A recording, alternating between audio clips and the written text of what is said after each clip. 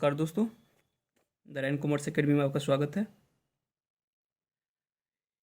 आज हम लोग कवर करने वाले हैं cash flow statement, lecture number 1 हम ऑलरेडी अपलोड कर चुके हैं।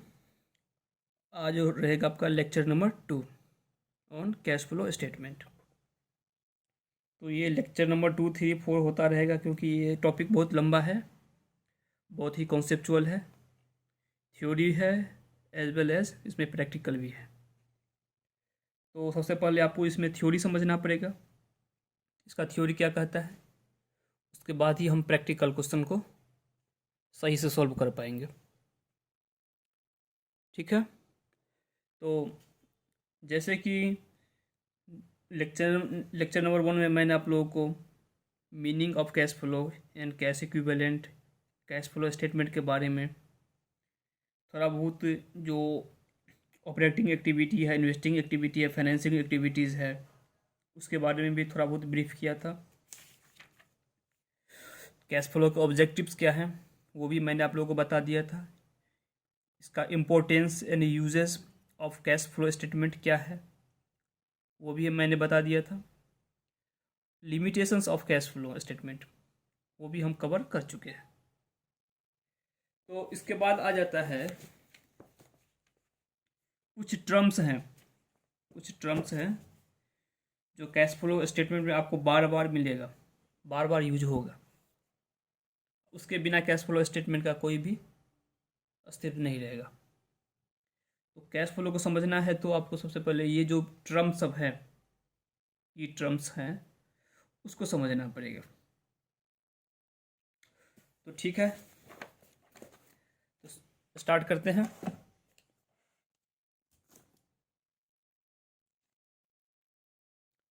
तो पहला है जैसे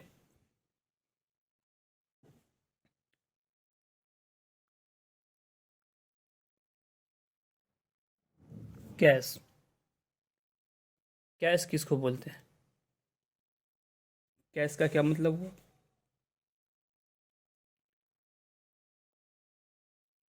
यहाँ पे कैश का मतलब हुआ cash in hand plus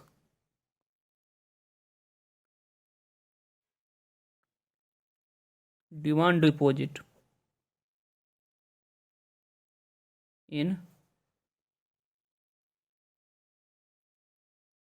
bank account.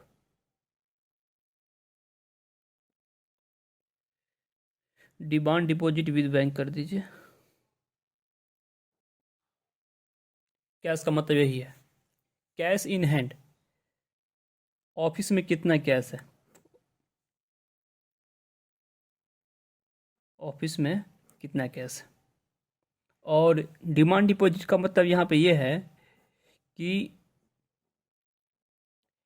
जैसे हम लोग अकाउंट में क्या रहता है, सेविंग अकाउंट है, तो वहाँ पे हम लोग जमा करते हैं पैसा, जब ज़रूरत पड़ता है हम लोग निकाल लेते हैं। ठीक है, सेम यहाँ भी यही है। डिमांड डिपॉजिट कंपनी है तो कंपनी का तो करेंट अकाउंट रहता है, कहीं कहीं कैश अकाउंट, कहीं कहीं सेविंग भी रहता है, लेकिन मोस्ट ऑफ द केसेस आपको करेंट अकाउंट मिलेगा। तो करेंट अकाउंट सिंपल डिपॉजिट हो रहना चाहिए। इसमें जब ज़रूरत पड़े हमको पैसे का, हम पैसा वहाँ से विड्रॉ कर पाएँ। अब मान लीजिए उसको फिक्स कर दिए हैं तो यहाँ पर नहीं आ पाएगा वो, फिक्स डिपॉजिट का अलग ट्रीटमेंट हो जाएगा। मान लीजिए 5 साल के लिए, 6 साल के लिए एफडी आप कर दिए, तो वो तो आपको वो इन्वेस्टमेंट में आ जाएगा, यहाँ तो आएगा नहीं। तो ये कैश हो गया, कैश इन हैंड और डिमांड डिपॉजिट। और दूसरा पॉइंट आ जाता है कैश इक्विवेलेंट्स।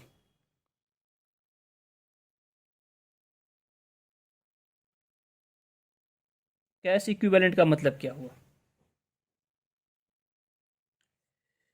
कैश इक्विवेलेंट्स मतलब है short term highly liquid investment, जिसको कैश में कन्वर्ट करने में कोई दिक्कत ना हो और उसके वैल्यू में भी कोई सिग्निफिकेंट चेंज ना आ पाए। जैसे शॉर्ट टर्म इन्वेस्टमेंट होते हैं, मान लीजिए कुछ पैसा सरप्लस पड़ा हुआ है, उसको क्या करते हैं, मार्केट में लगा देते हैं 2 महीना के लिए, 3 महीना के लिए। तो उसका जो मैच्योरिटी है, मान लीजिए कोई इन्वेस्टमेंट है, उसका मैच्योरिटी 3 महीने से ज़्यादा नहीं होना चाहिए। जिस दिन हम खरीदे हैं, जिस दिन हम उसको परचेज किए हैं उस इन्वेस्टमेंट को, वहाँ से उसका जो मैच्योरिटी है 3 महीना से ज़्यादा ना हो, वो कैश इक्विवेलेंट में कवर हो जाएगा। अगर 3 महीना से ज़्यादा है तो फिर वो आपका कैश इक्विवेलेंट में कवर नहीं होगा, वो आपका इन्वेस्टिंग एक्टिविटी में चला जाएगा, इन्वेस्ट हो जाएगा। ठीक है, तो कैश इक्विवेलेंट्स का मतलब है क्या कि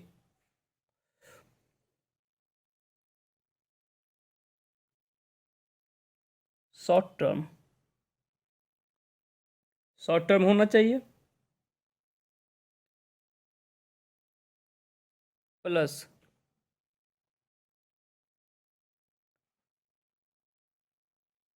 highly liquid investment. Short term basis का होना चाहिए, हाईली लिक्विड इन्वेस्टमेंट होना चाहिए।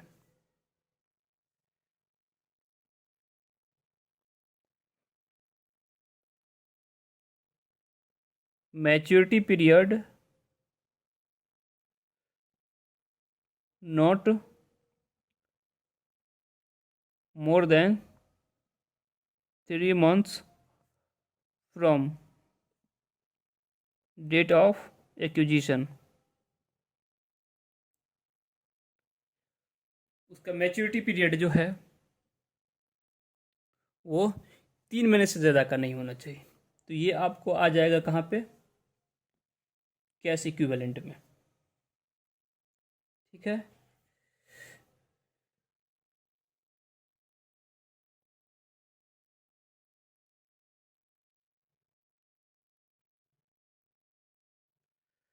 तो ये हो गया हमारा। इसके बाद आ जाता है आपका कैश फ्लो।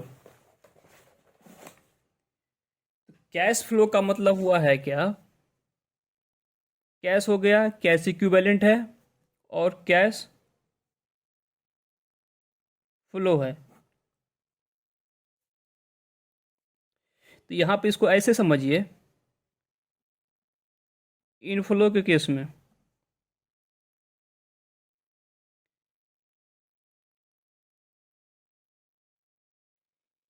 इनफ्लो के केस में, ठीक है, इनफ्लो कब कहा जाएगा,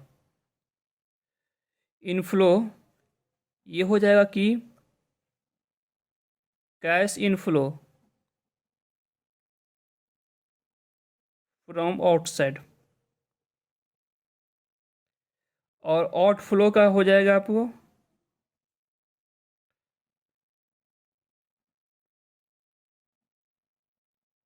cash at flows to outside.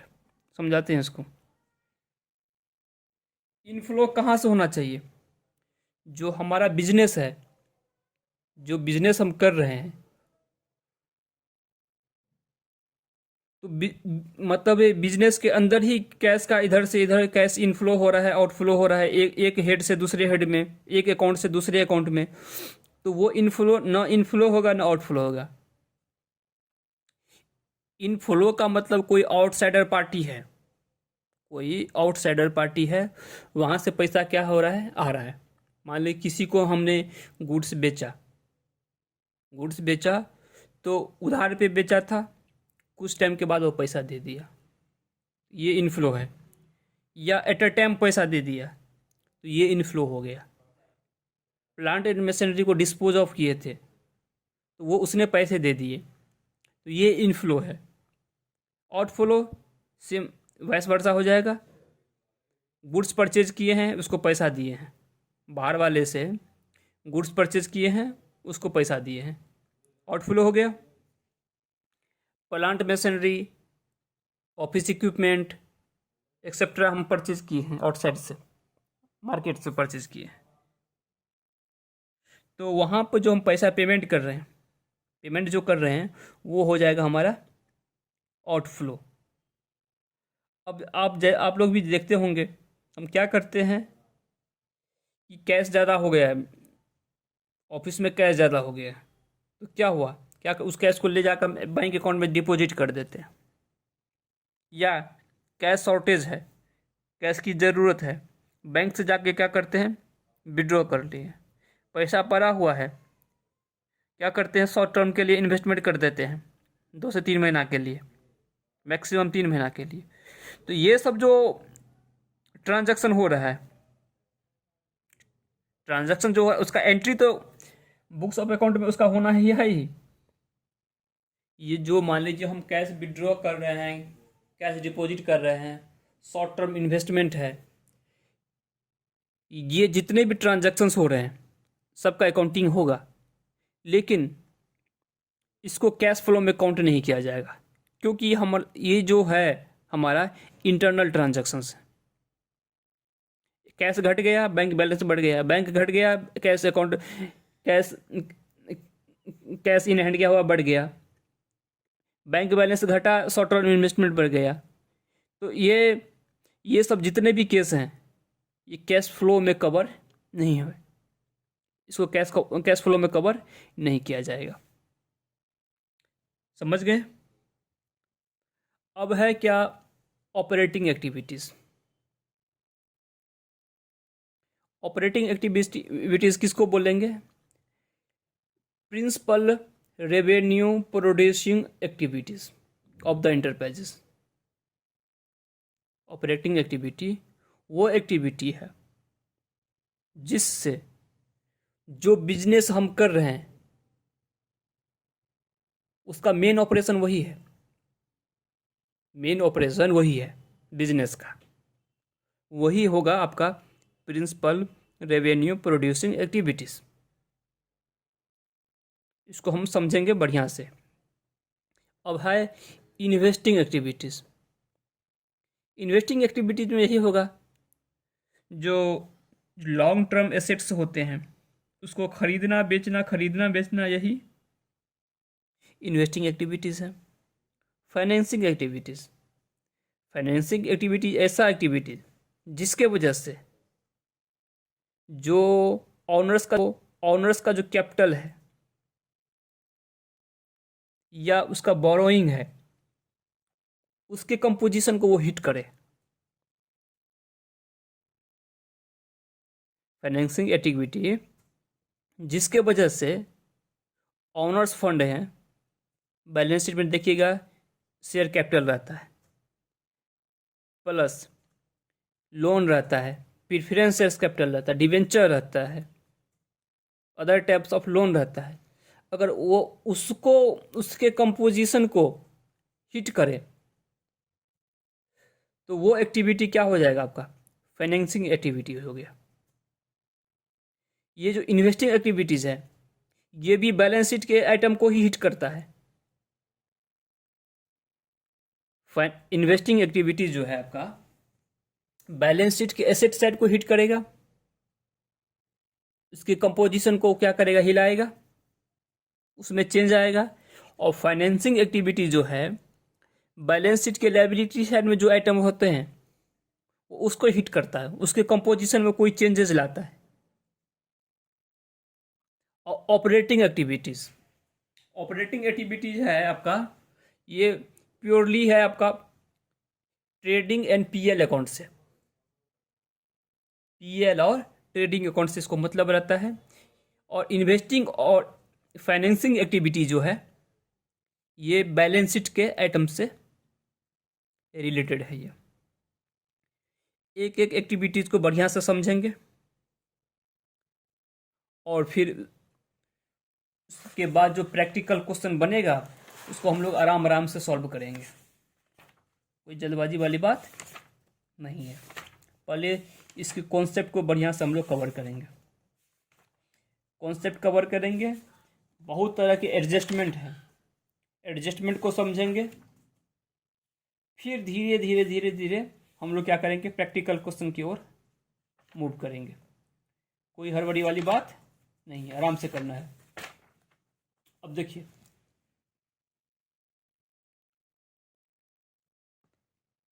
अब आ जाता है operating activities.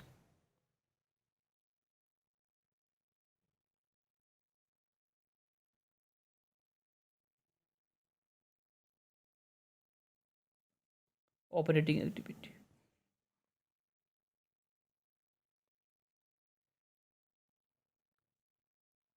Activities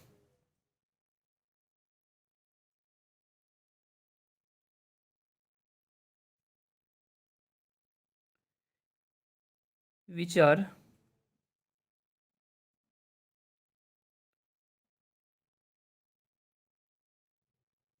principal revenue producing activity।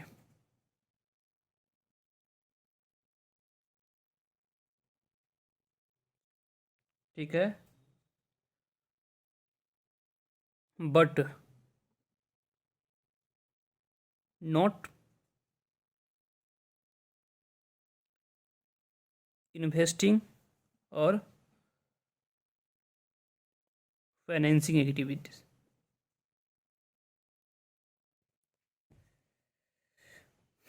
बहुत ही आसान शब्दों में इसको हम लोग समझेंगे, कोई दिक्कत नहीं होने वाला है आप लोगों को।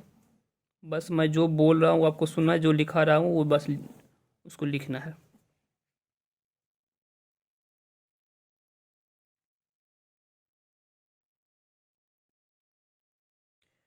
तो सबसे पहले कीवर्ड इसमें ये हो जाता है, principal revenue producing activity. Principal revenue, revenue producing activities.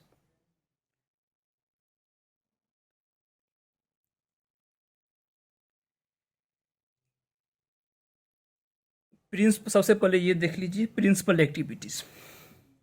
Principal activities, तो प्रिंसिपल एक्टिविटी क्या हुआ, जिस एक्टिविटी के लिए हम अपने बिजनेस को एस्टेब्लिश किए, हम जो बिजनेस कर रहे हैं उसमें हम क्या करेंगे,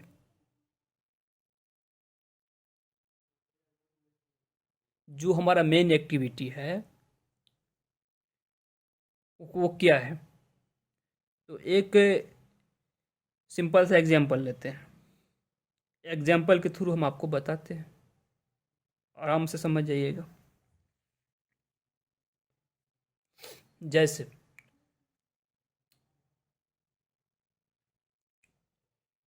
कोई कंपनी है,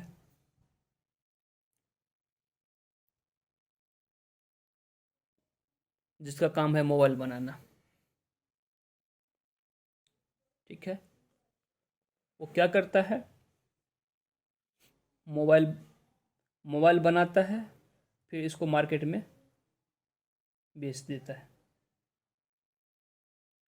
ठीक है। मोबाइल बनाया और मोबाइल को क्या किया, मार्केट में बेच दिया। तो इसका मेन वो, ये जो कंपनी जो वो बनाया है वो किस लिए बनाया है, मोबाइल बनाकर बेचने के लिए, मोबाइल बनाकर बेचने के लिए। तो इसका जो प्रिंसिपल एक्टिविटी क्या हो गया, मोबाइल बनाना, मैन्युफैक्चर करना और उसको मार्केट में बेच देना। ये इसका क्या हो गया, प्रिंसिपल रेवेन्यू एक्टिविटीज।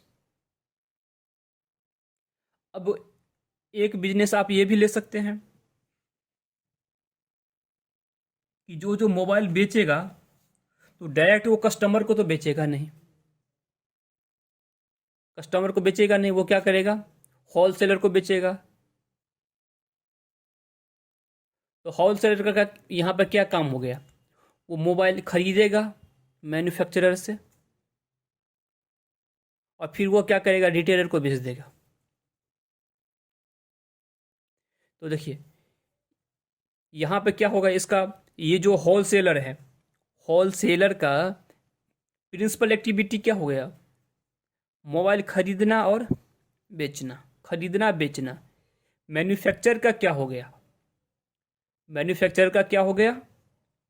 मोबाइल को मैन्युफैक्चर करना, फिर होलसेलर को बेच देना। अब होलसेलर क्या करेगा? रिटेलर को क्या करेगा? वो बेचेगा रिटेलर को। तो यहां पर रिटेलर क्या करेगा? होलसेलर से परचेज करेगा और क्या करेगा? एंड कस्टमर को बेच देगा। तो उसका काम क्या हो गया? उसका प्रिंसिपल एक्टिविटी क्या हो गया? मोबाइल खरीदना, मोबाइल बेचना, मोबाइल खरीदना, मोबाइल बेचना। मैन्युफैक्चरर का क्या हो गया कि मोबाइल को मैन्युफैक्चर करना है उसे, फिर उसको क्या करना? होलसेलर को बेचना है। होलसेलर क्या करेगा? मैन्युफैक्चरर से परचेज करेगा और रिटेलर को बेच देगा। रिटेलर क्या करेगा? मैन्युफैक्चरर से सॉरी होलसेलर से परचेज करेगा और रिटेल कस्टमर को, वो अपने जो एंड कस्टमर है उसको बेच देगा। तो यहाँ पे हर एक जगह क्या हो रहा है? मोबाइल को बेचा जा रहा है, बेचा जा रहा है, बेचा जा रहा है, लेकिन सबका जो प्रिंसिपल एक्टिविटी है वो अलग है। प्रिंसिपल एक्टिविटी अलग हो जाता है। तो जैसे देखिए,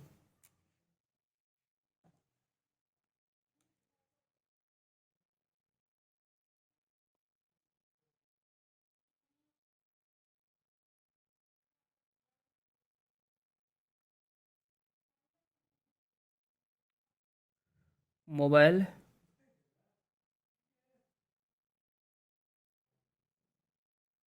manufacturer,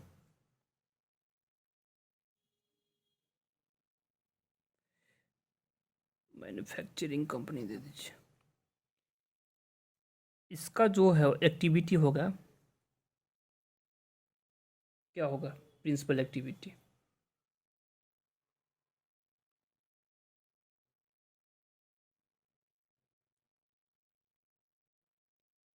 manufacturing and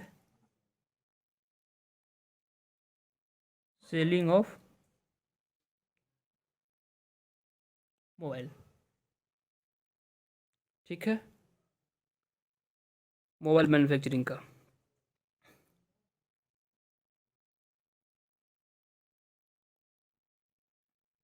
wholesaler, wholesaler क्या करेगा?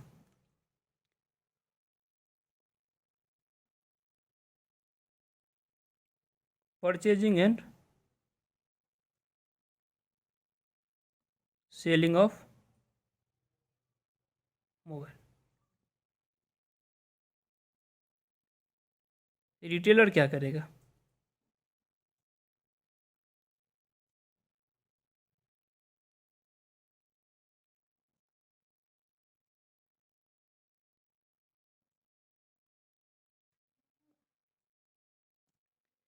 यही जो है ना आपका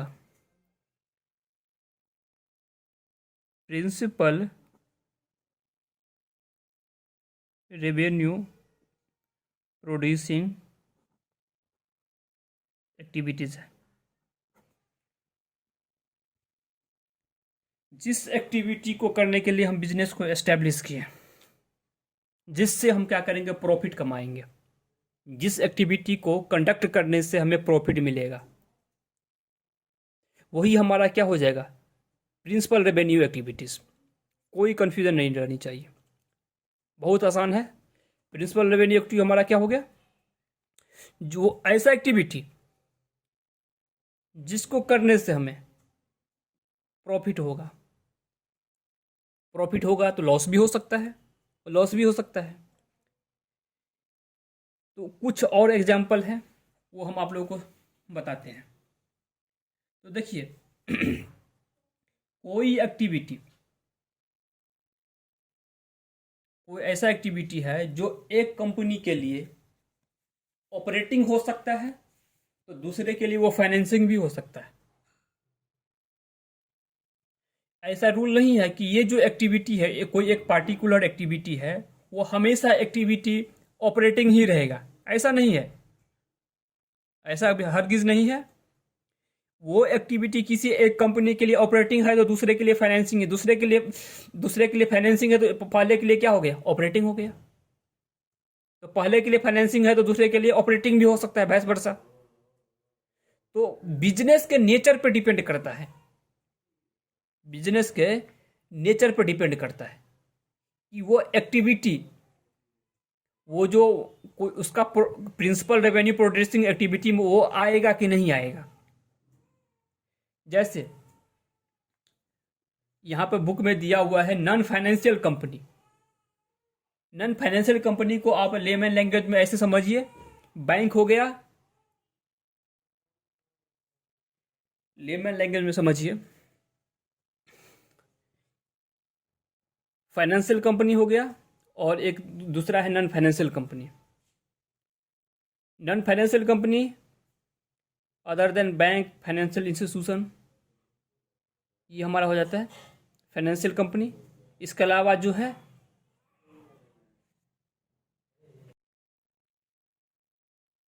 तो सबसे पहले हम क्या करते हैं, नॉन फाइनेंशियल कंपनीज की एक्टिविटी क्या क्या हो सकते हैं उसको समझा देते हैं, इसके बाद फाइनेंशियल कंपनी को समझाएंगे। ठीक है, तो आराम से आप लोग सुनिएगा बस। हम अभी सबसे पहले नॉन फाइनेंशियल कंपनीज के जो ऑपरेटिंग एक्टिविटीज़ है उसके बारे में हम चर्चा कर रहे हैं। कुछ एग्जाम्पल दिया हुआ है, उसको आप लोगों को हम समझा रहे हैं, आप लोग थोड़ा ध्यान से सुनिएगा।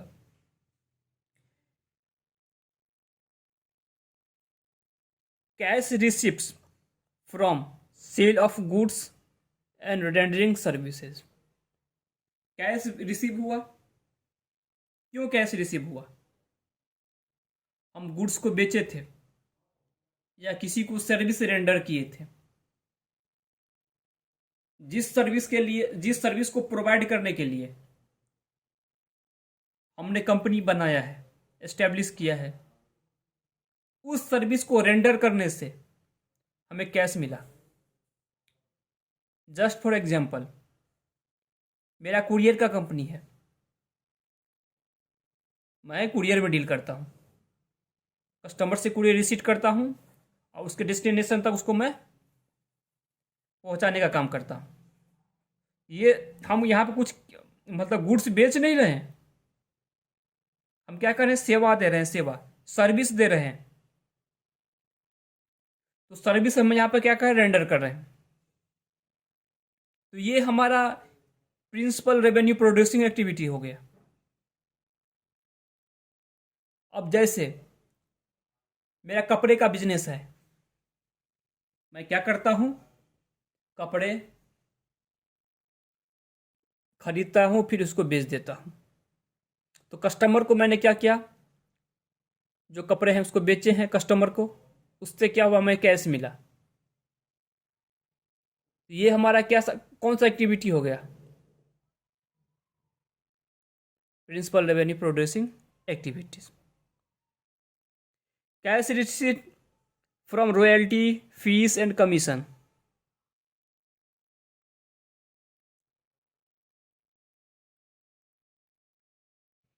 मान लीजिए मैं बुक लिखता हूँ, मेरा काम ही है क्या, बुक लिखना। मैं बुक लिखता हूँ और पब्लिशर को देता हूँ, वो बुक क्या करता है, प्रिंट करता है और बेचता है। उसके बदले मुझे क्या मिलता है, रॉयल्टी मिलता है। तो यहाँ पे रॉयल्टी मेरे लिए क्या हो गया, principal revenue producing activities. Fees, मान लीजिए आप क्या हैं, एडवोकेट हैं, सीए हैं, सीएस हैं, सीडब्ल्यूए हैं, आपसे कोई क्या करता है, कोई मतलब कस्टमर को मतलब क्लाइंट को आप क्या करते हैं, उनका कोई केस है, कोई प्रॉब्लम है, कोई टैक्स को लेकर इशू है, तो आप उनको क्या करते हैं, कंसल्टेंसी का सर्विस देते हैं। उसके बदले आपको क्या मिलता है, वहाँ पे फीस मिलता है। ये आपका क्या हो गया, principal revenue producing activities. Commissions, commission आप किसी दूसरे कंपनी का क्या करते हैं, गुड्स को बेचते हैं या किसी और तरह का सर्विस देते हैं, उससे क्या मिलता है, कंपनी की तरफ से आपको कमीशन मिलता है। आप भी एक कंपनी है, आप भी एक बिजनेस एंटिटी है, लेकिन आप क्या करते हैं, दूसरे कंपनी के लिए कुछ काम करते हैं, कुछ उनको मदद करते हैं, तो उसके वजह से क्या मिलता है, आपको कमीशन मिलता है। और जो आप उनको मदद कर रहे हैं, उनके लिए बिहाफ ऑफ दैट कंपनी आप काम कर रहे हैं, उसी के लिए आपने क्या किया, अपना बिजनेस को एस्टेब्लिश किया है। वो आपका वो प्रिंसिपल रेवेन्यू प्रोड्यूसिंग एक्टिविटी हो जाएगा। ठीक है। अब है कैश रिसिप्ट फ्रॉम ट्रेड रिसीवल, मतलब डेटर्स। उधार बेचे थे, वो कैश दे दिया। उधार क्या बेचे होंगे, डेटर्स कब बनेगा, जब उसको हम गुड्स बेचेंगे। यहाँ पे एक चीज़ और बता दूं आपको समझने के लिए, आप गुड्स को दो भाग में बांट सकते हैं, एक ट्रेडिंग गुड्स, एक कैपिटल गुड्स। तो ट्रेडिंग गुड्स को बेचने से जो पैसा आएगा वही आपका ऑपरेटिंग एक्टिविटीज़ में कवर होगा। अगर कैपिटल गुड्स है, कैपिटल गुड्स में डील हो रहा है, तो वो आपका इन्वेस्टिंग एक्टिविटीज में कवर हो जाएगा। कैपिटल गुड्स मतलब plant machinery, furniture fixtures, building, land, ये सब। ठीक है, लॉन्ग टर्म एसेट्स। अब है क्या, जैसे आपने बेचा तो आपको पैसे मिले डेटर्स से, या एट ए टाइम मिल गया, तो आप खरीदते भी हैं। मान लीजिए आप खरीदते नहीं है गुड्स को, आप बनाते हैं, तो बनाते हैं तो बनाने के लिए आपको तो रॉ मटेरियल चाहिए ना, कच्चा माल तो चाहिए।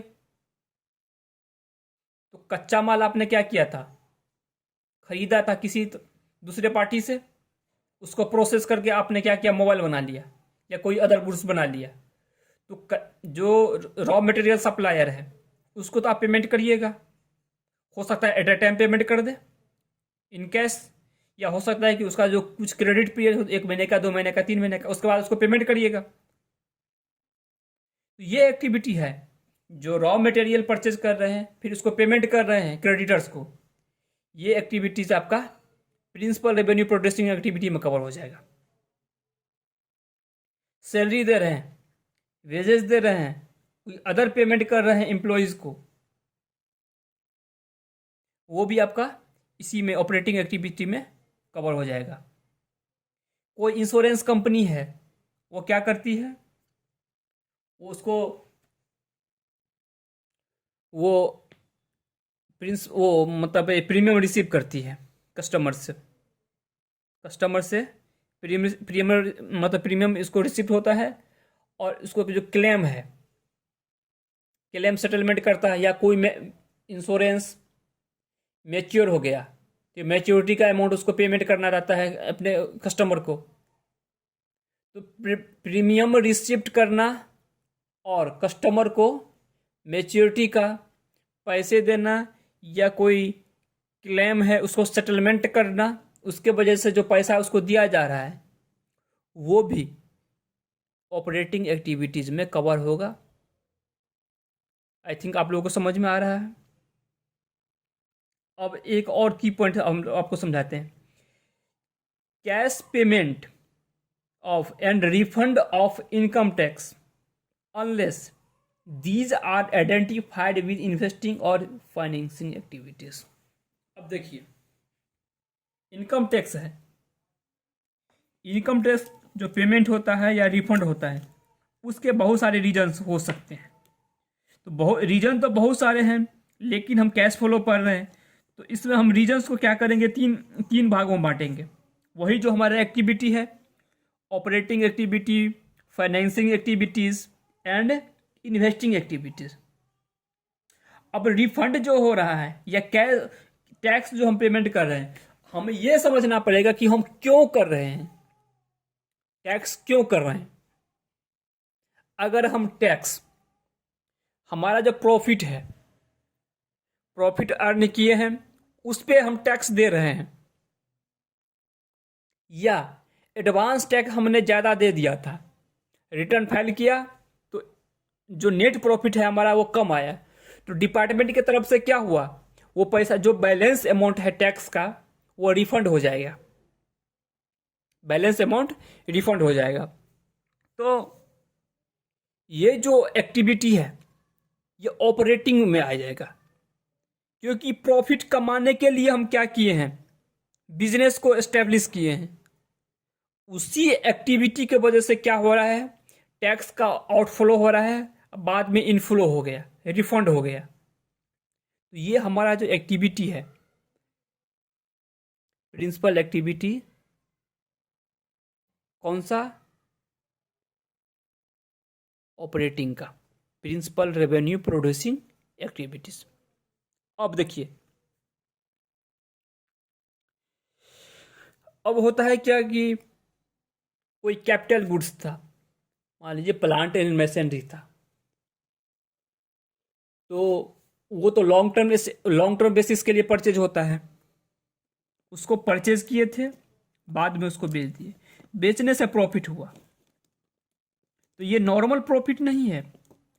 नॉर्मल प्रॉफिट कहने का मतलब कि जिस प्रॉफिट को हम प्रॉफिट एंड लॉस अकाउंट में शो करते हैं वो हमारा नॉर्मल प्रॉफिट रहता है, उसी के लिए हम लोग काम कर रहे हैं।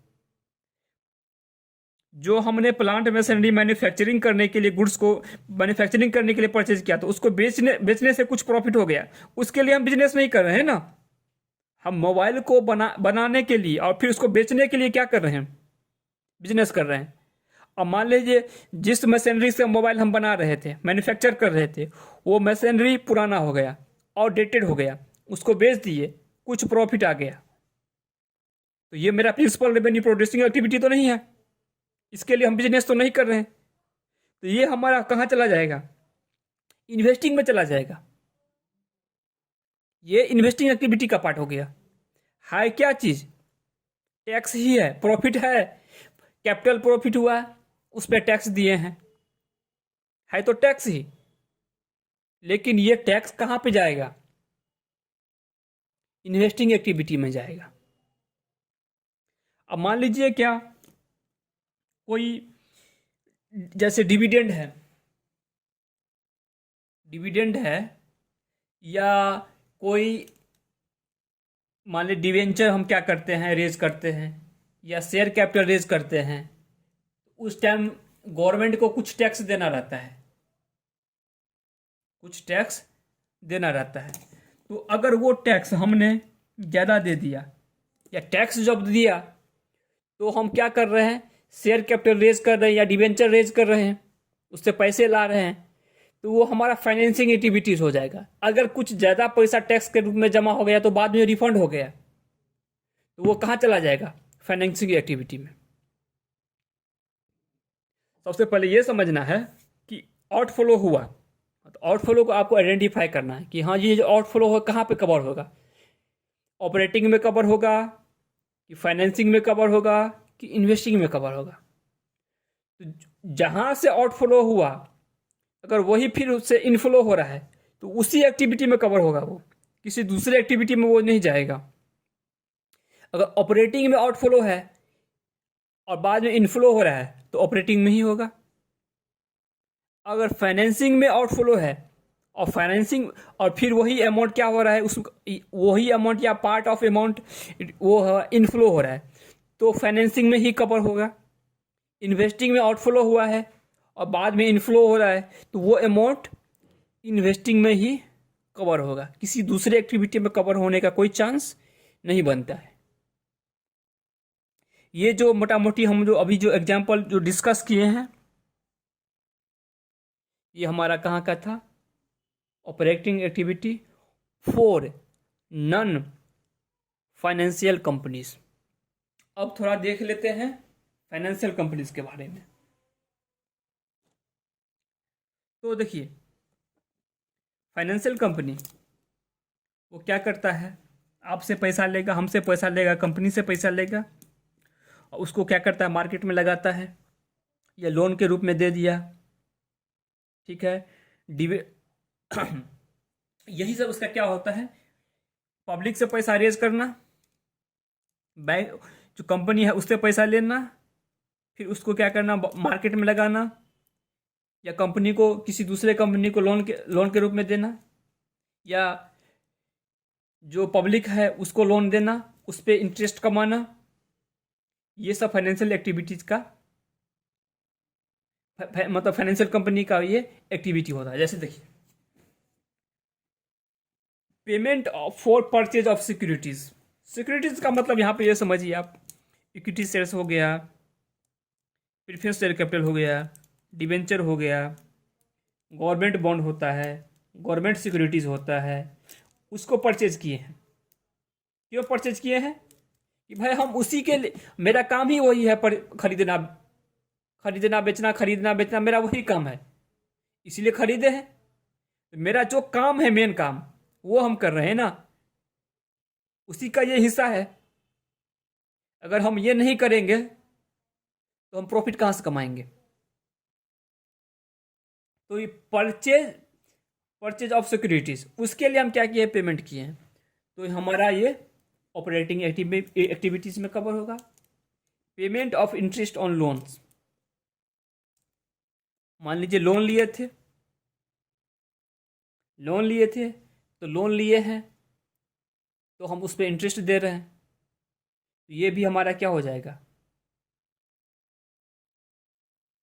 ये हमारा हो जाएगा आपका ऑपरेटिंग एक्टिविटीज। अब देखिए, यही देखिए, payment of interest on loan, payment of interest on loan, ये जो नॉन फाइनेंशियल कंपनी है उसके लिए दूसरा एक्टिविटी हो जाएगा, लेकिन ये फाइनेंशियल ये कंपनी है तो इसके लिए ये ऑपरेटिंग एक्टिविटीज में कवर हो जाएगा। Receipt from sale of securities, जो सिक्योरिटी परचेज किए थे उसको हमने बेच दिया, तो ये भी ऑपरेटिंग एक्टिविटीज है। डिविडेंड आया, हम क्या किए थे, इक्विटी शेयर्स परचेज किए थे, वहां से डिविडेंड मिला, वो भी हमारा क्या हो जाएगा, ऑपरेटिंग एक्टिविटीज। लोन किसी को दिए थे, वहां से हमें ब्याज मिला। अब मान लीजिए कंपनी है, तो कंपनी में क्या होगा, सैलरीज देंगे, बोनस देंगे अपने एम्प्लॉय को, ऑफिस का जो ऑपरेटिंग खर्चा भी होता है, जैसे प्रिंटिंग हो गया, स्टेशनरी हो गया, ये सब भी तो खर्चे हैं। ये सारे के सारे कहाँ, कौन सी एक्टिविटी में आ जाएंगे, आपके प्रिंसिपल रेवेन्यू प्रोड्यूसिंग एक्टिविटीज में कवर होगा।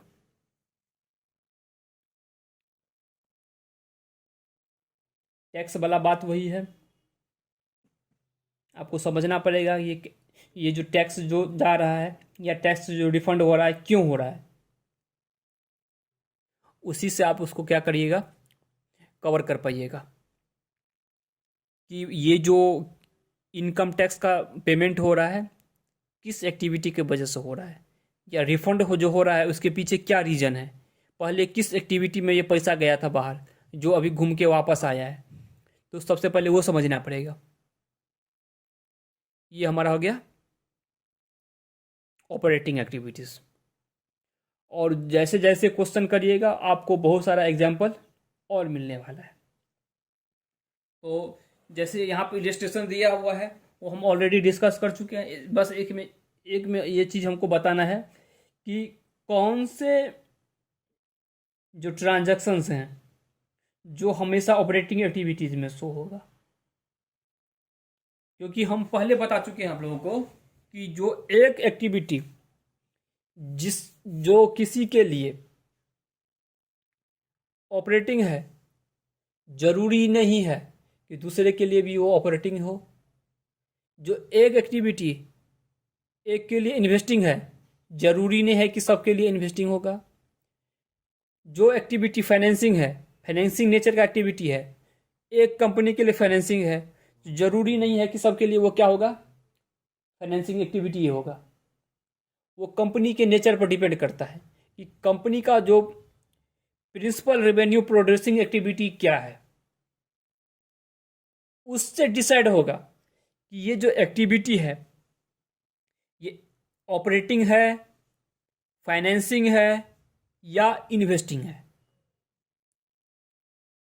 ठीक है, तो जैसे देखिए सैलरी हो गया, बोनस हो गया, ये कोई भी कंपनी हो सबको तो पे करना है ही, सबको पे करना पड़ता है।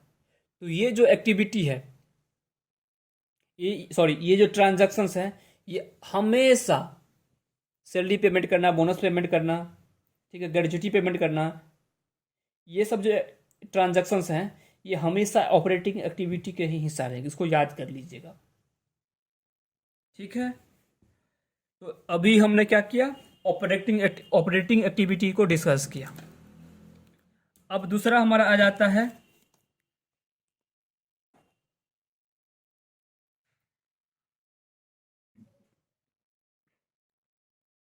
Investing activities.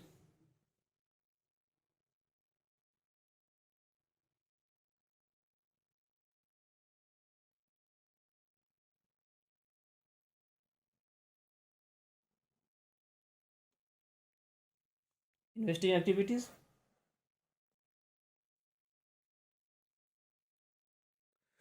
इन बहुत आसान शब्दों में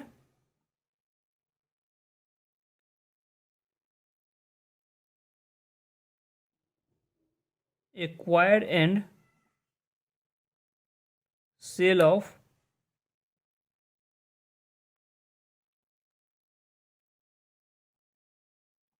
लॉन्ग टर्म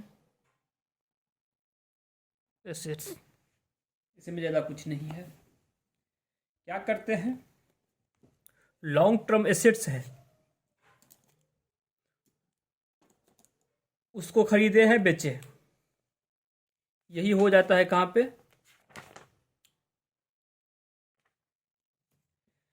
ये कवर हो जाएगा आपका इन्वेस्टिंग एक्टिविटी में। और इन्वेस्टमेंट भी अगर है तो लॉन्ग टर्म इन्वेस्टमेंट रहना चाहिए, शॉर्ट टर्म नहीं रहना चाहिए। अब जैसे देखिए, इसको भी हम लोग समझ लेते हैं।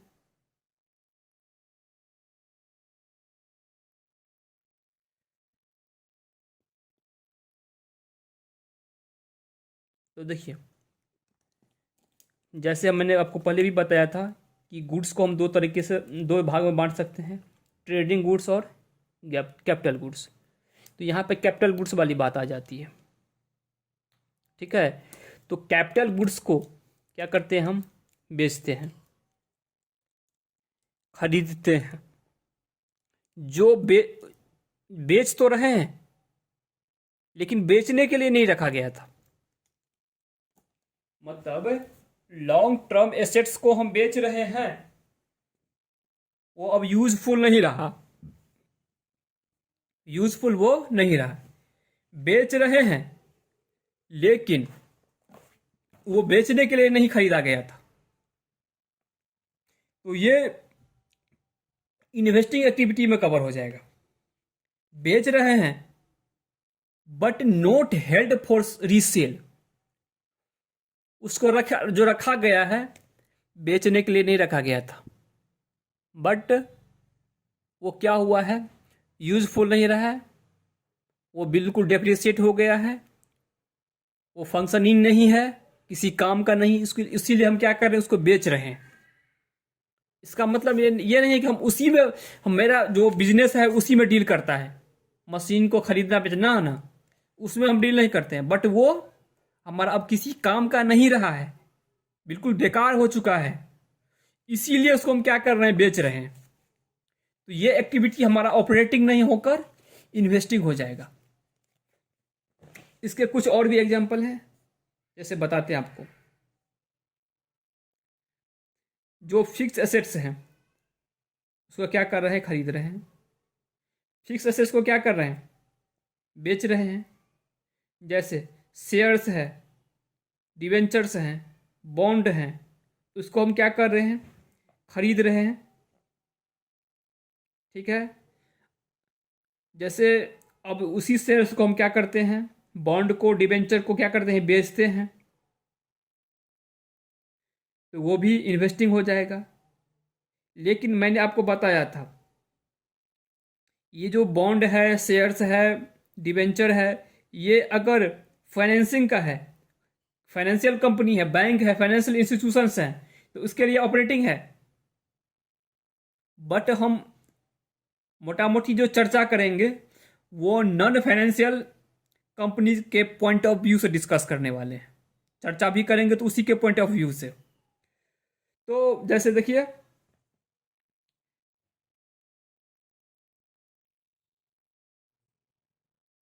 हाँ, क्या किए हैं, सिक्योरिटीज है जैसे shares, warrant, debentures, bond etcetera, उसको क्या कर रहे हैं, बेच रहे हैं, उससे कैश आया। ठीक है, तो ये भी हमारा क्या हो जाएगा, इन्वेस्टिंग एक्टिविटीज में कवर हो जाएगा। ठीक है, और एक लास्ट में बच जाता है investing activity, sorry financing activity, financing activities. तो इसको भी थोड़ा बता देते हैं शॉर्ट में। अब जैसे जैसे क्वेश्चन करेंगे और भी आप लोगों को क्लियरिटी इसके बारे में मिलता रहेगा।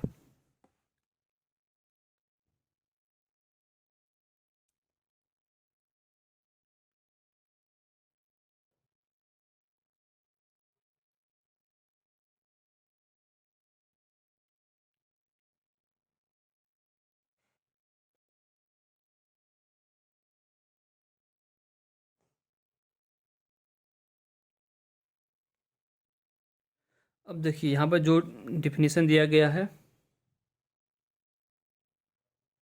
Activities,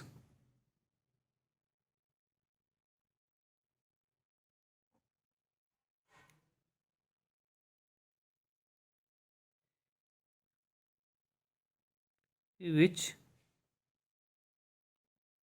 results in change in size and compositions of, क्या चीज़ में, ऑनर्स कैपिटल में एंड ब्रोइंग्स में, जो बोरो किए हैं उसके कंपोजिशन में चेंज आएगा। अब देखिए कैसे आएगा, डिवेंचर हम इशू किए हैं, डिवेंचर इशू किए हैं, तो इससे क्या होगा, हमारा जो डिवेंचर इशू किया तो रजिस्टर ये क्या हो जाता है, बोरोइंग हो जाता है। ये क्या जो बोरोइंग है वो इंक्रीज हो जाएगा। शेयर इशू, शेयर इशू किए हैं, चाहे शेयर कैपिटल हो, सॉरी इक्विटी हो, चाहे प्रेफरेंस से हो, तो इससे क्या हो जाता है, शेयर कैपिटल जो ओनर्स का इक्विटी है वो बढ़ेगा। डिवेंचर है उसको रिडीम कर देते हैं, डिवेंचर को क्या किए, रिडीम कर दिए, तो बोरोइंग क्या हो गया, कम हो गया। लोन लिए थे, बैंक से लोन लिए, तो हमारा जो लोन का अमाउंट क्या होगा, बैलेंस शीट में लोन का अमाउंट तो बढ़ेगा। फिर मान लीजिए हम लोन को पेमेंट कर रहे हैं, रिपे कर दिए, तो जो बैलेंस शीट में लोन का अमाउंट शो कर रहा था वो कम हो जाएगा। डिवेंचर है, डिवेंचर पर क्या दे रहे हैं, इंटरेस्ट देना पड़ता है, वो भी आपका इसी एक्टिव में मतलब फाइनेंसिंग एक्टिविटी में कवर होगा। प्रेफरेंस शेयर कैपिटल है, उस पर क्या कर रहे हैं हम, डिविडेंड दे रहे हैं, तो वो भी आपका फाइनेंसिंग एक्टिविटीज़ है। इक्विटी शेयर कैपिटल है, तो इक्विटी शेयर कैपिटल पर क्या कर रहे हैं, डिविडेंड दे रहे हैं, वो भी फाइनेंसिंग एक्टिविटीज़ है। बैंक से लोन लिए थे, बैंक से लोन लिए थे, उस पर इंटरेस्ट दे रहे हैं, ये भी फाइनेंसिंग एक्टिविटीज़ है। शेयर कैपिटल इशू किए हैं प्रीमियम पे, 100 रुपये का शेयर था, 150 रुपये पर इशू किए हैं, तो 50 रुपया क्या हुआ, फाइनेंसिंग एक्टिविटी हो गया। तो यही सब आपका क्या है, फाइनेंसिंग एक्टिविटी का एग्जाम्पल। इसमें कोई ज़्यादा चीज़ नहीं रहता है। जैसे यहाँ पे दिया है बैंक ओवरड्राफ्ट या कैश क्रेडिट, तो ये भी क्या होता है आपका, जस्ट लाइक बैंक लोन ही हो, उसको ऐसे समझने के लिए ये लोन ही होता है। अगर ये घटता है बढ़ता है तो ये क्या होगा?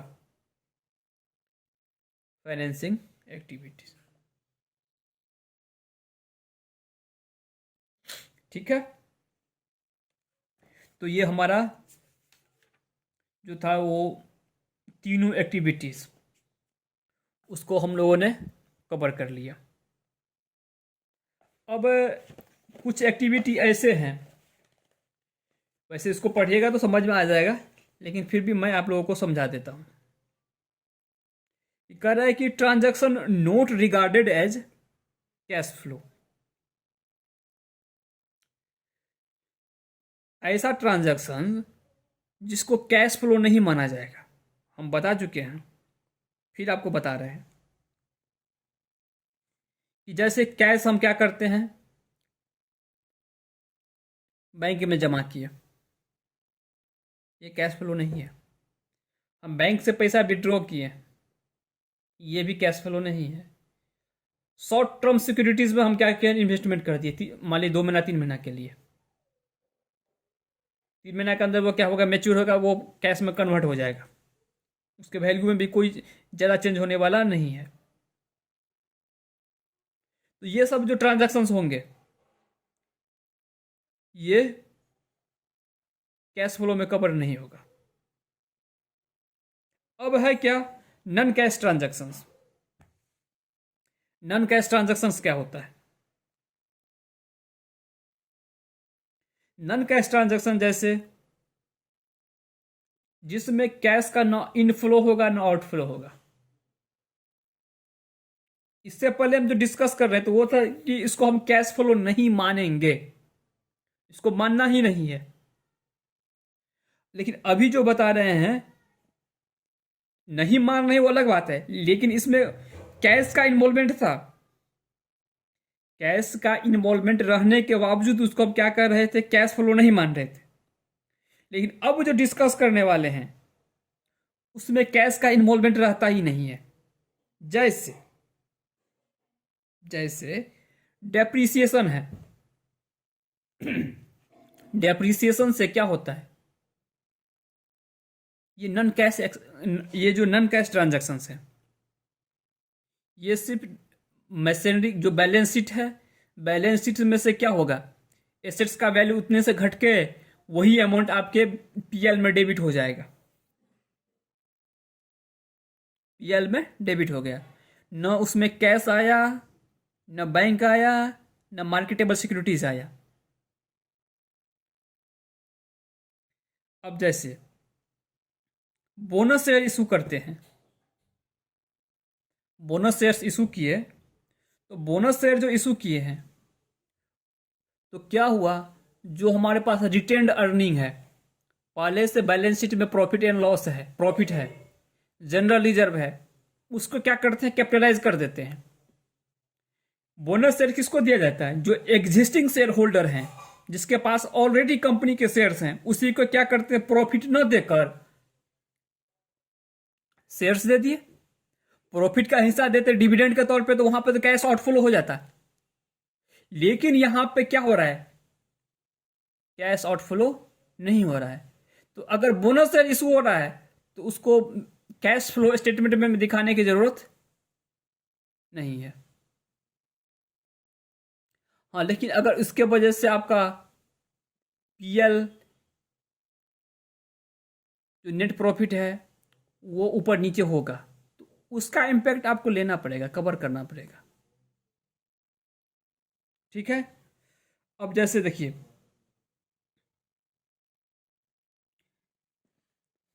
हमने हमने क्या किया, कोई एसेट्स परचेज करना था, परचेज कर ले लिए एसेट्स, 10 लाख का एसेट्स था, ले लिए, उसको क्या किया, 10 लाख का डिवेंचर दे दिए, या 10 लाख का प्रीफरेंस शेयर कैपिटल दे दिए, 10 लाख का इक्विटी शेयर कैपिटल दे दिए। ट्रांजैक्शन तो हुआ है, ट्रांजैक्शन हुआ है, एसेट्स डेबिट होगा, डिवेंचर क्रेडिट होगा, या प्रीफरेंस शेयर कैपिटल क्रेडिट होगा, या इक्विटी शेयर कैपिटल क्रेडिट होगा।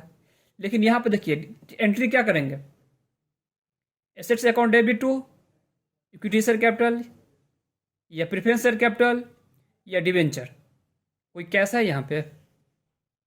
कैश तो नहीं है। यही जो ट्रांजैक्शंस हैं वो नॉन कैश ट्रांजैक्शंस हैं। समझ में आया आप लोगों को?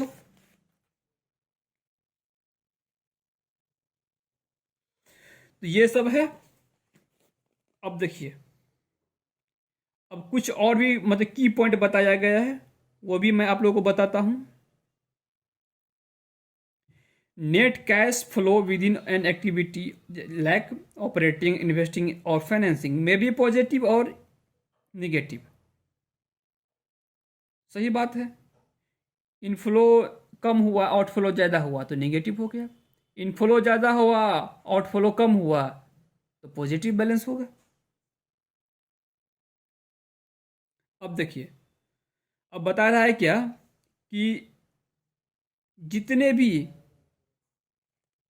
ये मोटा मोटी स्टेप बताया जा रहा है कि कैश फ्लो, जो हम कैश फ्लो स्टेटमेंट में जो बनाएंगे, सबसे पहले जितने भी एक्टिविटी हैं, ऑपरेटिंग एक्टिविटीज़ कैश फ्लो निकालेंगे, नेट फाइनेंसिंग का निकालेंगे नेट, और इन्वेस्टिंग का निकालेंगे। फिर तीनों को टोटल करेंगे, उसमें जो ओपनिंग कैश बैलेंस है उसको ऐड करेंगे। उसके बाद जो बैलेंस आएगा वही हमारा हो जाएगा क्लोजिंग कैश बैलेंस। अगर क्लोजिंग कैश बैलेंस मिल गया तो हमारा क्वेश्चन क्या रहेगा? सही रहेगा। अगर नहीं मिल रहा है तो कहीं पे हमने गड़बड़ किया है, उसको फिर देखना पड़ता है। तो आप लोगों को पता है एक्टिविटी जो ट्रांजैक्शंस है उसको तीन एक्टिविटी में बांटा गया है, सेग्रीगेट किया गया है। Operating activity, investing activity and financing activities. अब मान लीजिए कोई सिंगल ट्रांजैक्शन है जिसमें कैश का इन्वॉल्वमेंट है। ठीक है, कोई सिंगल ट्रांजैक्शन है, यहां पर बता रहा है और सिंगल ट्रांजैक्शन में include cash flow under to different activities. For instance, if a machinery is purchased under hire purchase system, each installment which include interest and part of principal amount paid for interest is a financing activities, whereas amount payment for principal amount is investing activity। तो कोई ऐसा भी activity हो सकता है, कोई ऐसा transactions जिसका कुछ हिस्सा, कहने का मतलब यह है कि डिफरेंट एक्टिविटी में चला जाएगा, कुछ हिस्सा इस एक्टिविटी में, कुछ हिस्सा इस एक्टिविटी में। जैसे हायर परचेज सिस्टम पर क्या हुआ, मशीनरी परचेज किया गया है, तो जो उसका जो वो जाता है आपका इंस्टॉलमेंट जो जाता है उसमें प्रिंसिपल अमाउंट भी रहता है और इंटरेस्ट अमाउंट भी रहता है। तो बता रहा है कि इंटरेस्ट अमाउंट जो है फाइनेंसिंग का हिस्सा हो जाएगा, क्योंकि क्या किया है मैंने, एसेट्स को फाइनेंस करवाया है। जस्ट लाइक लोन पे लिए हैं तो इंटरेस्ट देना पड़ेगा, तो वो फाइनेंसिंग एक्टिविटी हो गया। और इसका प्रिंसिपल अमाउंट जो है, प्रिंसिपल अमाउंट की वजह से हमारा क्या होगा, एसेट्स जो बैलेंस शीट में एसेट्स है वो धीरे धीरे बढ़ता जाएगा, तो वो प्रिंसिपल अमाउंट इन्वेस्टिंग एक्टिविटी में कवर हो जाएगा। आपको इंस्टॉलमेंट को दो भागों में बांटना पड़ेगा। उसमें प्रिंसिपल का पोर्शन कितना है और इंटरेस्ट का पोर्शन कितना है। इंटरेस्ट को क्या करिए, आप फाइनेंसिंग में ले चलिए, इंटरेस्ट को आप क्या करिए, फाइनेंसिंग में ले चलिए, और प्रिंसिपल अमाउंट है उसको क्या करिए, इन्वेस्टिंग में ले चलिए। ठीक है,